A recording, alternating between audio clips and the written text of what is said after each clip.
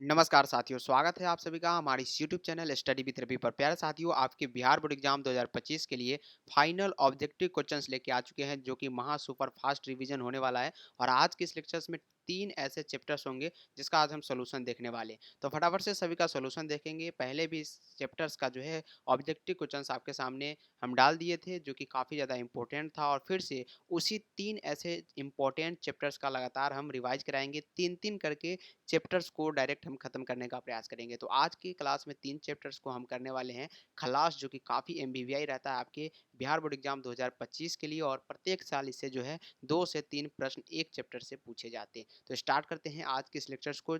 फटाफट से जो भी स्टूडेंट चैनल पर नए हैं, आज की इस वीडियो को लाइक कीजिएगा, चैनल को सब्सक्राइब करके एक बार शेयर करने का प्रयास करें। और सुपर फास्ट क्लास में हम बीच में बिल्कुल भी नहीं रुकेंगे। पहला नंबर सवाल आपकी स्क्रीन के सामने है। आंसर फटाफट से आप लोग कमेंट बॉक्स में दीजिएगा कि बालकृष्ण भट्ट की रचना बातचीत क्या है। तो बातचीत के अगर बारे में आपसे पूछा जाएगा आपके बिहार बोर्ड के एग्जाम में, तो याद रखिएगा बालकृष्ण भट्ट की रचना जो बातचीत है, क्या एकांकी है, कहानी, यात्रा, स्मरण है, या ललित निबंध है। तो बालकृष्ण भट्ट की रचना बातचीत जो है प्यारे साथियों, ये ललित निबंध है। Option number D correct answer होगा। क्या होगा? ऑप्शन नंबर डी जो होगा इस प्रश्न का राइट जवाब होगा। पीडीएफ लेने के लिए टेलीग्राम चैनल को ज्वाइन कर लीजिएगा, डिस्क्रिप्शन में आपको लिंक मिल जाएंगे। बालकृष्ण भट्ट किस युग के निबंधकार थे? प्रसाद युग, भारतेंदु युग, द्विवेदी युग, या स्वतंत्र युग? काफ़ी इंपॉर्टेंट ये क्वेश्चन है, और ये आपके बीसीई एग्जाम 2025 के लिए मोस्ट इंपॉर्टेंट होने वाले हैं। तो बालकृष्ण भट्ट किस युग के निबंधकार है प्यारे साथियों, आपसे ये पूछा जा रहा है, जो कि काफ़ी ज़्यादा इंपॉर्टेंट क्वेश्चन है। याद रखिएगा ये जो है भारतेंदु युग के है। बालकृष्ण भट्ट जी जो है ये भारतेंदु युग के क्या है, निबंधकार है। ऑप्शन नंबर क्या होगा? बिल्कुल बी जो होगा इस प्रश्न का राइट जवाब होगा। नेक्स्ट क्वेश्चन है कि मनुष्य की बातचीत का उत्तम तरीका क्या है? क्या दो ही ऑप्शंस में इसका राइट आंसर आ जाएंगे क्या? तो बिल्कुल नहीं। ऑप्शंस नंबर सी और डी की ओर चलना होगा। अवाहक होकर अपने से बातचीत करना ही मनुष्य के बातचीत का सबसे उत्तम तरीका माना जाता है, यानी option number D correct answer है। संवाद में सबसे महत्वपूर्ण क्या है साथियों? 4 नंबर सवाल है। और आपसे क्या पूछा जा रहा है कि संवाद में जो है सबसे महत्वपूर्ण आपसे क्या पूछा जा रहा है? तर्क होता है, जिज्ञासा, या आत्मीयता होता है, प्रभावपूर्ण भाषा होता है? संवाद करने में सबसे महत्वपूर्ण क्या माने जाते हैं? आपसे ये सवाल में पूछे जा रहे हैं, जो कि बातचीत के माध्यम से चैप्टर में आपसे पूछा जा रहा है। तो ऑप्शन नंबर याद रखिएगा, प्रभावपूर्ण भाषा जो है ये बातचीत संवाद में जो है सबसे महत्वपूर्ण माने जाते हैं। ऑप्शन नंबर क्या होंगे? डी करेक्ट आंसर होगा। चलिए 5 नंबर सवाल की ओर चलते हैं, जो कि काफी इंपॉर्टेंट है। बालकृष्ण भट्ट ने कौन सा मासिक पत्र निकाला था? तो मासिक पत्र जो है कौन सा निकाला था बालकृष्ण भट्ट, ये आपको बताना है। 5 नंबर सवाल का जवाब हिंदी प्रदीप, याद रखिएगा हिंदी प्रदीप, जो कि ऑप्शन नंबर सी में है, हिंदी प्रदीप। नेक्स्ट क्वेश्चन है कि बातचीत किस विद्या की रचना है? बातचीत जो है साथियों कौन सी विद्या की रचना है, आपको बताना है। ऑप्शंस आपके सामने है, और ये जो है निबंध है, या ललित निबंध भी अगर रहे ऑप्शंस में, तो वो भी इसके लिए राइट आंसर होगा निबंध। अगला सवाल के चलते हैं। तो बालकृष्ण भट्ट का जन्म हुआ था, बताना है आपको। बालकृष्ण भट्ट जी का जो है जन्म कब हुआ था? 23 जून 1884 को, 23 जून 1844 को, या 20 जुलाई 1902 को, 18 दिसंबर 1834 को? बालकृष्ण भट्ट का जन्म जो है प्यारे साथियों, ये जो है 23 जून 1844 को हुआ था। कब हुआ था? 23 जून 1844, याद रखिएगा। अगला सवाल ये रहा, संयोगिता स्वयंवर रचना है। संयोगिता स्वयंवर जो है किसकी रचना है? अलकृष्ण भट्ट की, प्रताप नारायण मिश्र की, श्रीनिवास दास की, मैथिली शरण गुप्त की?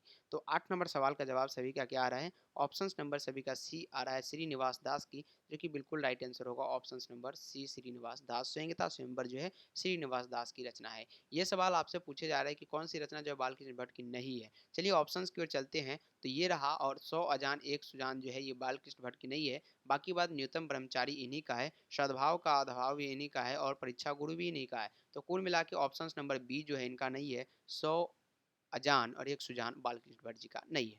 चलिए 10 नंबर सवाल की ओर आ चुके हैं। कौन सी रचना जो है बालकृष्ण भट्ट की है? तो रेल का विकट खेल, कछुआ धर्म, रेणुका, या पाश्य विद्या? तो कौन सी रचना बालकृष्ण भट्ट की है प्यारे साथियों, आपको ये बताना है 10 नंबर क्वेश्चन में। और रेल का विकट खेल जो है ये बालकृष्ण भट्ट जी का है। ऑप्शन नंबर एक करेक्ट आंसर होगा। अगला है, रविंसन क्रूसो ने 16 वर्ष के उपरांत जो है किसके मुख से एक बात सुनी थी? फ्राइडे, संडे, एडिसन, या स्टील?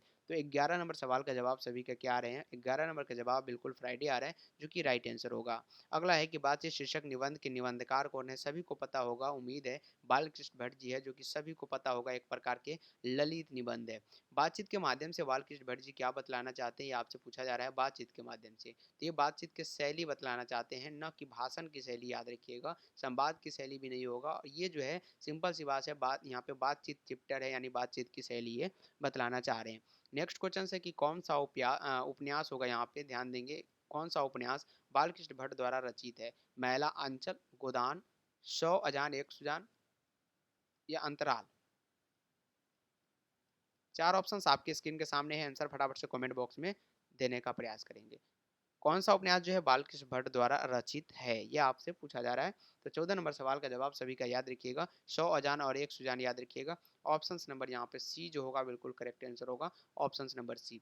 नाटक के प्रारंभ में होने वाले मंगल पाठ को क्या कहा जाता है? तो नाटक के प्रारंभ में होने वाले मंगल पाठ नंदी पाठ के नाम से जाने जाते हैं। कौन से पाठ? नंदी पाठ। अगला सवाल है कि रॉबिन्सन क्रूसो को कब तक मनुष्य का मुख देखने को नहीं मिला? तो याद रखिएगा, ये 16 वर्ष के उपरांत तक उनको जो है किसी भी मनुष्य के मुख देखने को नहीं मिला, याद रखिएगा।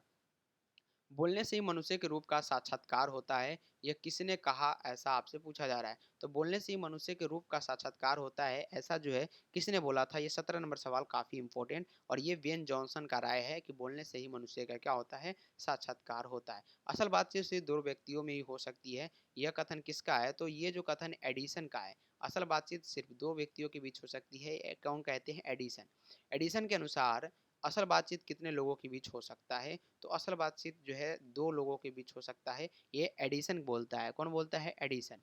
बातचीत से मन किस प्रकार का हो जाता है? तो ये याद रखिएगा, हल्का और स्वच्छ हो जाता है। कैसा हो जाता है? हल्का और स्वच्छ। अगला सवाल है, किसके न होने से सृष्टि गूंगी प्रतीत होती है? तो वाक शक्ति के न होने से। किसके न होने से? वाक शक्ति के न होने से।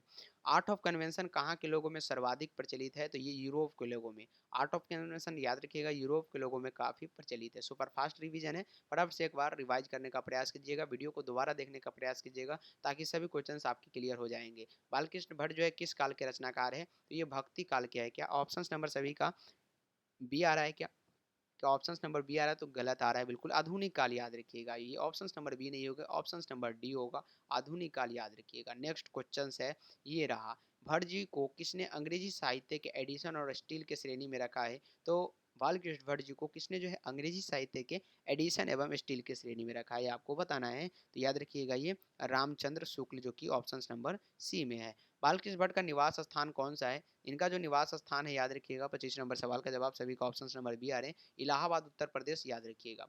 अगला सवाल है कि बालकृष्ण भट्ट ने किस पत्रिका का संपादन किया है? तो इनमें से कौन सा ऐसा पत्रिका है जिनका संपादन जो है बालकृष्ण भट्ट के द्वारा किया गया? हिंदी प्रदीप जो है इन्हीं के द्वारा किया गया है। अगला सवाल है कि बालकृष्ण ने हिंदी प्रदीप का नामक जो है मासिक पत्रिका निकालना कब प्रारंभ किया, ये आपसे पूछे जा रहे हैं। तो ये जो है कब प्रारंभ किए थे? 27 नंबर सवाल है, ये 1877 में निकालना प्रारंभ किए थे। और ये इस चैप्टर का लास्ट सवाल है कि कौन सी रचना होगा, यहाँ पे क्या होगा, कौन सी रचना बालकृष्ण भट्ट द्वारा रचित नहीं है?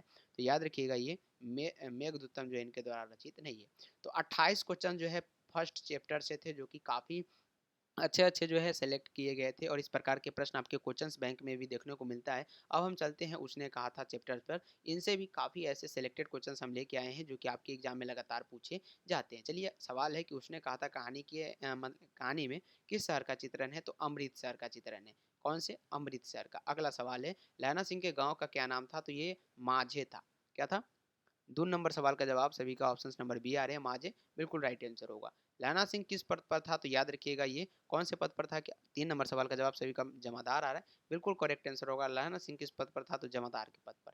अगला सवाल है कि सिख राइफल्स के जमादार लहना सिंह का नंबर क्या था? तो लहना सिंह का जो नंबर था वो 77 था, याद रखिएगा। कितने था? 77। ये क्वेश्चन आपसे पूछे गए हैं और पूछे जाएंगे 100%। सरकार ने सूबेदार को जमीन कहाँ दी थी?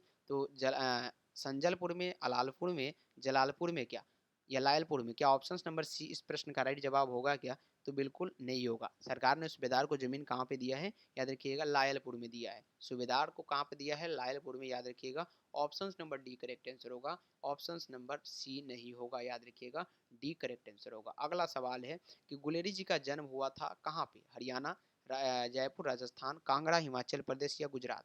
गुलेरी जी का जन्म जो है साथियों, 6 नंबर सवाल आपसे पूछे जा रहे हैं, और इनका जन्म जो है जयपुर राजस्थान में हुआ था, जो कि ऑप्शन नंबर बी में है, जयपुर राजस्थान।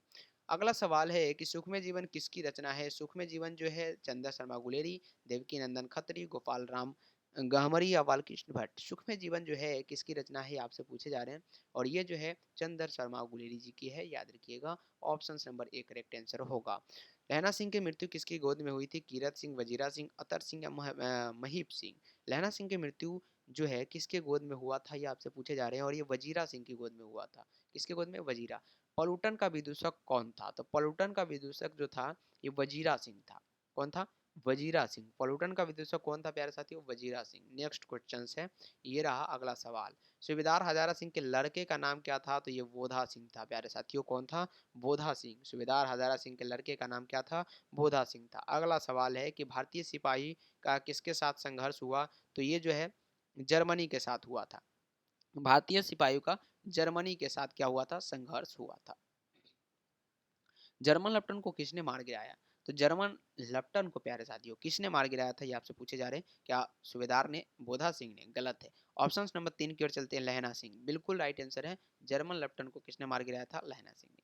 उसने कहा था कहानी कब प्रकाशित हुई थी? तो उसने कहा था कहानी जो है याद रखिएगा 1915 में प्रकाशित की गई।